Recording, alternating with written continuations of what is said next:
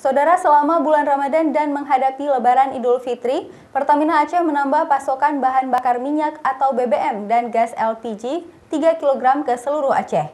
Penambahan stok tersebut untuk merespon peningkatan konsumsi BBM dan LPG.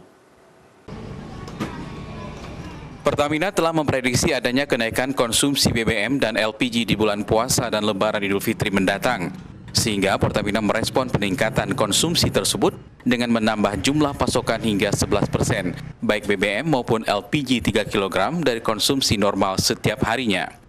Khusus BBM, Pertamina mencatat ada kenaikan konsumsi gasolin, terutama jenis premium, Pertalite dan Pertamax, yang meningkat hingga 11%, namun konsumsi solar menurun hingga 12%.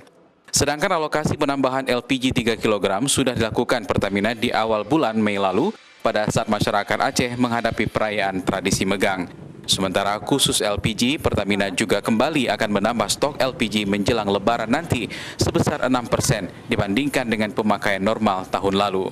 Nah, kebutuhan itu akan kita penuhi, baik untuk stok kita di depot maupun untuk stok yang ada di SPBU. Kami juga sudah mempersiapkan alokasi tambahan untuk di bulan Juni, di mana Lebaran terjatuh pada 5 Juni, itu kita berikan alokasi tambahan sebesar 6% dibandingkan dengan rata-rata normal tahun lalu.